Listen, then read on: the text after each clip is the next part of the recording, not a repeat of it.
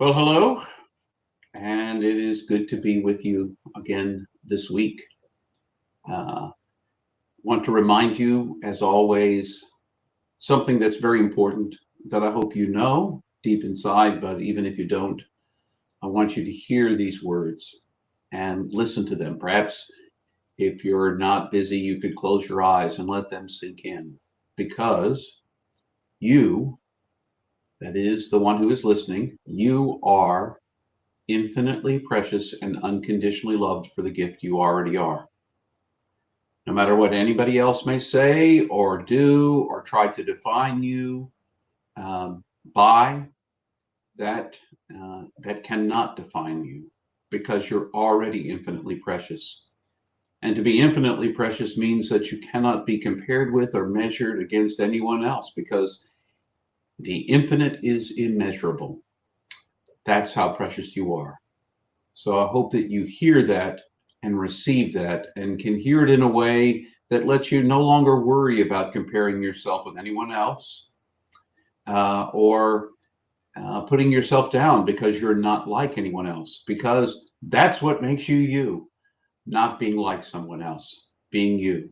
You have some comparable things, I'm sure, but the truth is it's not about comparison. It's not about comparable aspects. It means you as the gift you are. So today I wanted to take a moment. My life can get busy and little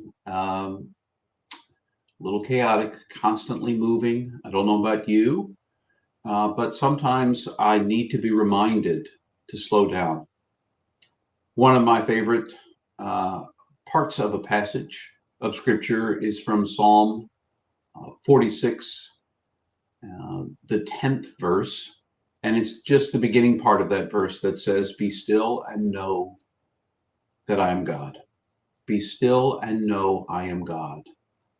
It's a quote put into the mouth of the divine.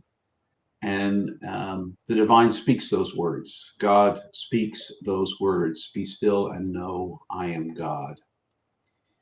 I wanted to take just a moment to step back from that because that word for stillness also means to sink.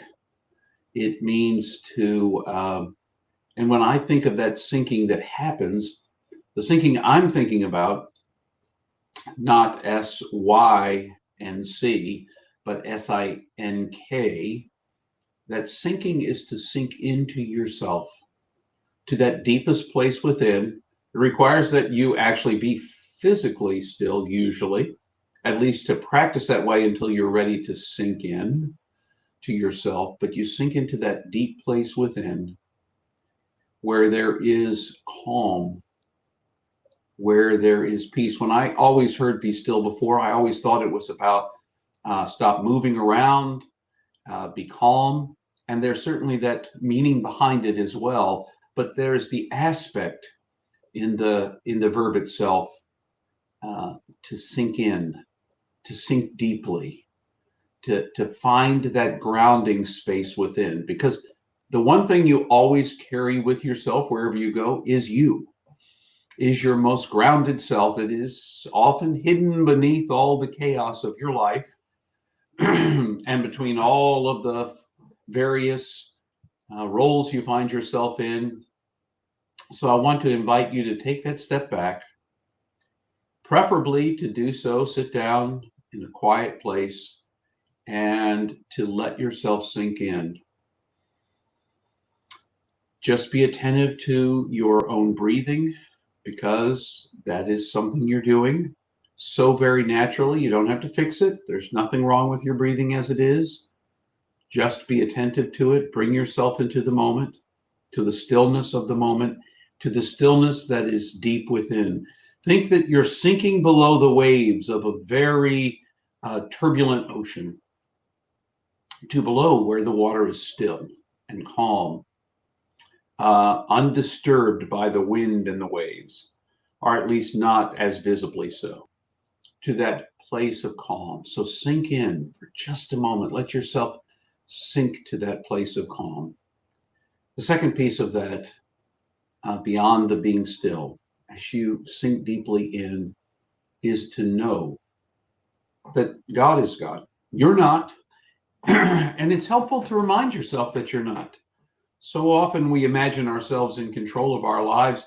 We imagine ourselves to be God of our lives, that every one of our choices will come to the fruition we imagine it will. That's what often leads to suffering and disappointment, because it doesn't. To imagine that we control what happens in this world, really the best we can do is receive what comes to us, and to do so peacefully, and then to choose how to respond to that which comes to us. But that's certainly not control. And to remember that God is God, that God is the one who is beyond your control, and that you're not God and not in control. And the kind of knowing is a very intimate knowing, a deep, deep knowing within you. So as you've sunk in to that quiet space within, to begin to know the truth that God is, and that perhaps in this moment, you can let that be enough. God is.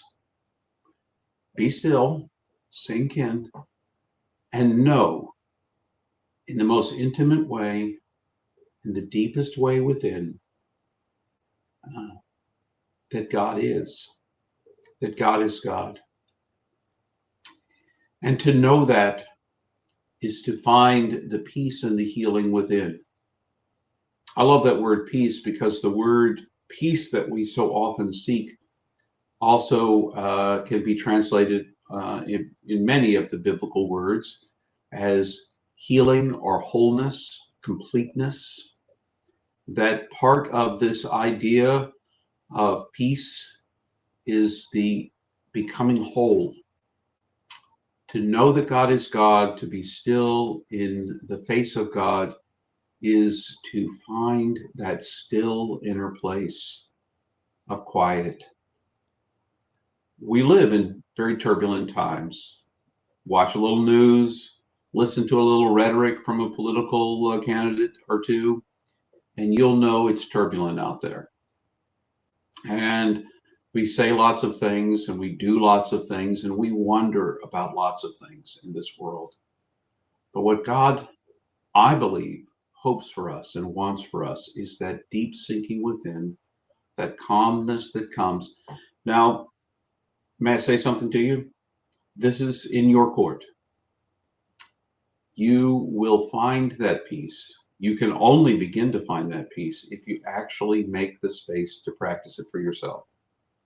You don't have to believe me. Try it. And if the way I've suggested to you to try it doesn't work, don't give up, but try something else.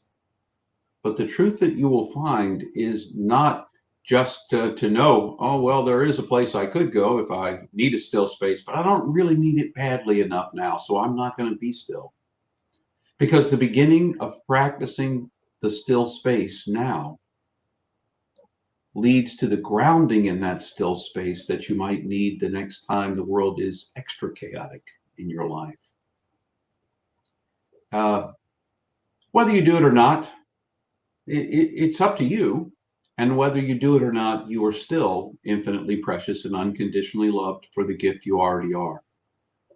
I want to offer you the opportunity to enjoy just how precious you are, and to live into that preciousness, that unconditional love that has shaped you. I want to invite you to that place, and the only way you can do it, okay, maybe it's not the only way, but a way you can do it is to be still, to know that God is God, to know deep within. So, my friends, until the next time I see you, and I won't see you, until the next time you see me and I offer one of these moments, I hope you will find a still moment, a moment to sink in, to catch your breath, to appreciate the gift of this life as it has come to you, to appreciate that you are infinitely precious and unconditionally loved for the gift you already are. Thanks for joining me today.